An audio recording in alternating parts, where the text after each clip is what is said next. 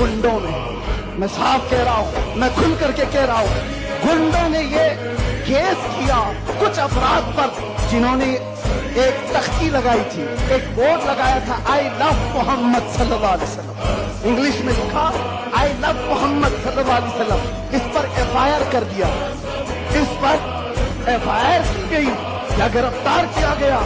मैं उन जालिमों को जवाब देता हूँ, तुम आई लव मोहम्मद कहने पर केस कर सकते हो, आओ हम पुकार पुकार पुकार कर बार बार कहेंगे I love Mohammad, I love Mohammad, I love Mohammad.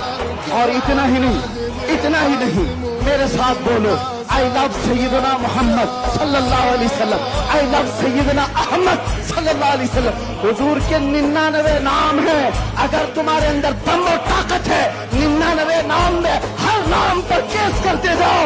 मैं पुकारता हूँ I love Mohammad, I love Mohammad, एक बार नहीं 1000 बार बोलूंगा। और जिसके बाप में हिम्मत है तो मुझे रोक के बता दे ये बोलने में आई लव मोहम्मद। अल्लाहू अकबर। এখন ফেসবুক খুললেই এই একটাই আলোচনা চলছে, আই লাভ মোহাম্মদ। আপনারা জানেন গুজরাটে এই নামটাও কোনো জায়গায় যদি লেখা হয় কিংবা পোস্টারে দেখা যায় তাহলে তুরান মামলা হচ্ছে, তুরান ধরে জেলে পুরে দিচ্ছেন। তো আমি আমার ছোট্ট বয়সে, যেটুকু এই অল্প বয়সে দেখেছি, ইসলামের উপরে যখনই কোনো বিষয়ে অত্যাচার হয়েছে, যখনই কোনো বিষয়ে কটূক্তি করা হয়েছে, তখন কিন্তু এই ইসলামিক ধর্মটা তত বেশি প্রচার হয়েছে, তত বেশি প্রচার হয়েছে। আর আপনি এখন সোশ্যাল মিডিয়া খুললেই শুধু এই ভিডিওই আপনি দেখতে পাবেন।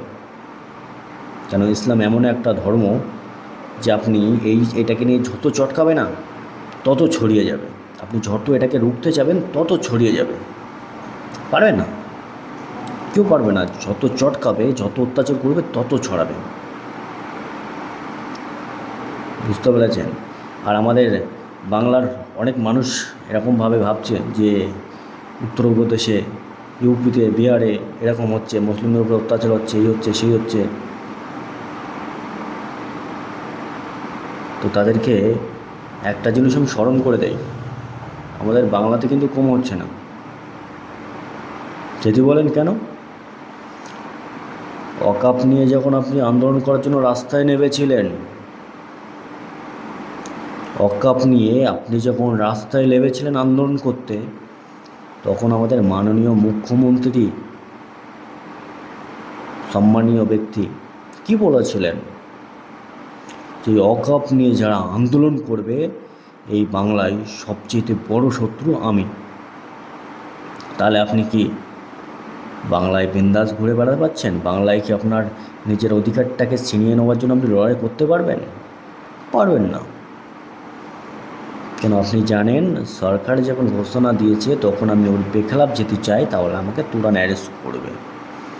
তাই আমরা দেখেছিলাম কত বড় বড় লিডার ছিল এই বাংলায়, তারা আমাদের মাননীয় মুখ্যমন্ত্রীর বলার আগে অবধি ভীষণ চিৎকার করছিল, ভীষণ আওয়াজ তুলছিল।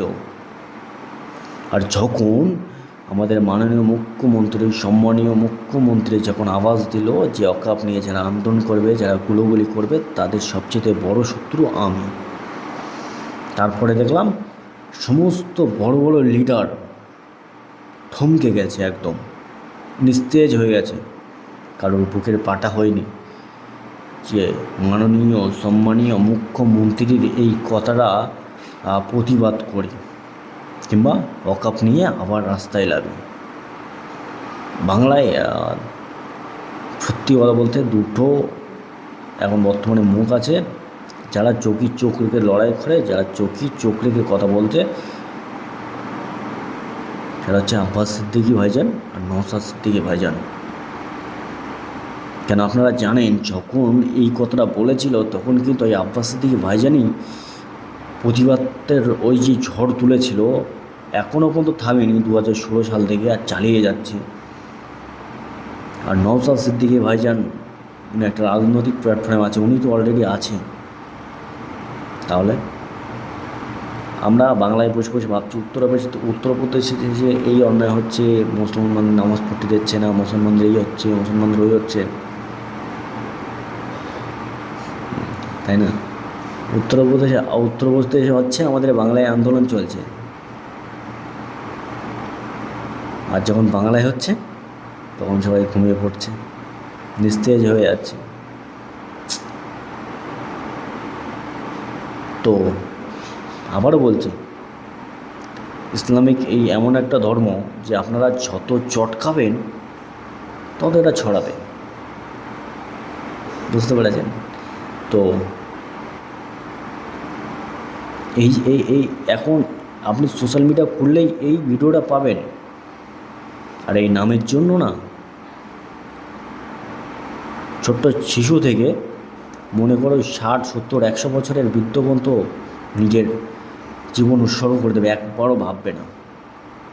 তাহলে এই কমটাকে যত রোখার চেষ্টা করবে তত বাড়বে। তো আর বেশি কিছু বললাম না, ভিডিওটা এখানে শেষ করছি। কার কেমন লাগলো, তো আজকে আমি তোমাদের কমেন্টও করতে বলবো না, লাইক করতে বলবো না, ভিডিওটি শেয়ারও করতে বলবো না।